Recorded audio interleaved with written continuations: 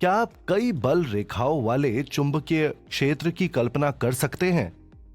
यह किसी भी वैज्ञानिक गणना के लिए व्यर्थ है। इसीलिए हमें एक विशिष्ट अवधारणा विकसित करनी होगी जो एक चुंबकीय क्षेत्र को उसकी पूरी प्रबलता के अनुसार प्रस्तुत कर सके। इसीलिए हम चुंबकीय फ्लक्स को किसी दिए गए क्षेत्र से गुजरने वाली चुंबकीय बल रेखाओं की कुल संख्या के रूप में परिभाषित करते हैं। आइए इसे जानते हैं। इस टॉपिक में हम एक असमान चुंबकीय क्षेत्र में रखी वक्रित सतहों के माध्यम से चुंबकीय फ्लक्स की गणना करने के लिए सूत्र प्राप्त करेंगे। हम ये भी सीखेंगे कि एक समान और असमान चुंबकीय क्षेत्र में रखे घन से चुंबकीय फ्लक्स की गणना कैसे करें। पिछले भाग में हमने एक समान चुंबकीय क्षेत्र के लिए चुंबकीय फ्लक्स का अध्ययन किया था। इसे दी गई सतह से गुजरने वाली चुंबकीय बल रेखाओं की कुल संख्या के रूप में परिभाषित किया जाता है। इसे चुंबकीय क्षेत्र सदिश B और क्षेत्रफल सदिश A के डॉट गुणन द्वारा मापा जाता है। आइए अब हम एक असमान चुंबकीय क्षेत्र में रखे एक वक्रित सतह के माध्यम से चुंबकीय फ्लक्स का पता लगाते हैं। ऐसी स्थिति में चुंबकीय फ्लक्स का पता लगाने के लिए सतह को बड़ी संख्या में अत्यल्प क्षेत्रों dA में विभाजित किया जाता है, जिसे अवयवी क्षेत्रफलों के रूप में जाना जाता है। इस प्रकार ऐसा माना जाता है कि चुंबकीय क्षेत्र B उस छोटे से क्षेत्रफल पर नियत है। प्रत्येक सदिश dA सतह के लंबवत है और सतह के आंतरिक भाग से दूर निर्देशित है। क्षेत्रफल अवयव dA की सतह से गुजरने वाला चुंबकीय फ्लक्स इस प्रकार दिया जाता है: d phi equals vector B dot vector dA, जो बराबर है B dA cos थीटा के। क्षेत्रफल अवयव 1 पर विचार करें। इस क्षेत्रफल अवयव के लिए चुंबकीय फ्लक्स है d phi 1 equals vector B1 dot vector dA1। क्षेत्रफल अवयव 2 से चुंबकीय फ्लक्स है d phi 2 equals vector B2 dot vector dA2। इसी प्रकार क्षेत्रफल अवयव 3 और 4 के लिए हमारे पास क्रमशः d phi 3 और d phi 4 के रूप में चुंबकीय फ्लक्स है।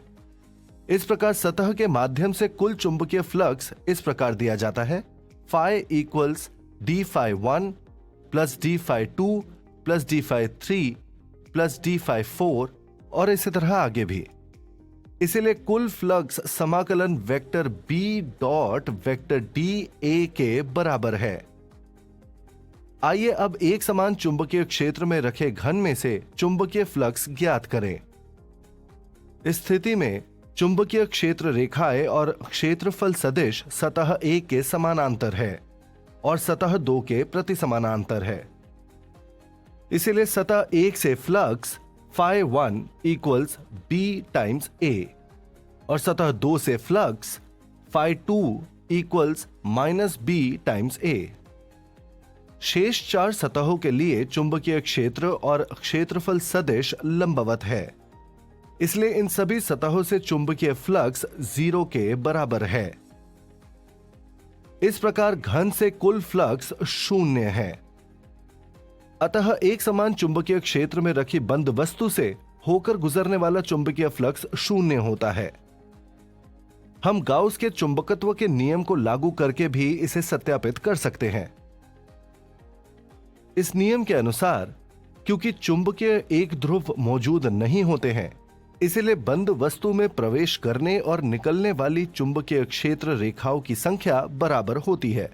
इसलिए कोई भी नेट चुंबकीय क्षेत्र रेखाएं बंद वस्तु से जुड़ी नहीं होती है और इसलिए किसी भी बंद वस्तु से नेट चुंबकीय फ्लक्स हमेशा 0 होता है।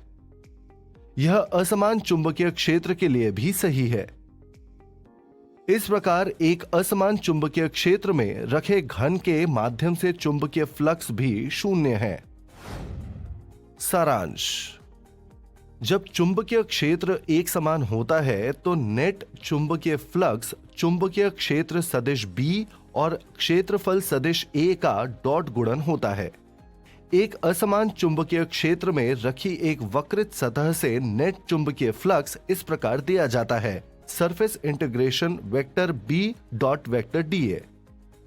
एक समान चुंबकीय क्षेत्र के साथ साथ एक असमान चुंबकीय क्षेत्र में रखी गई बंद वस्तु से चुंबकीय फ्लक्स शून्य होता है। क्या आप जानते हैं कि चुंबक में हमेशा दो ध्रुव होते हैं, भले ही आप उन्हें आधा काट दें। जहां तक हम जानते हैं, चुंबकीय एक ध्रुव अस्तित्व में नहीं है। चुंबकों में हमेशा दो ध्रुव होंगे, एक चुंबकीय उत्तर और एक चुंबकीय दक्षिण।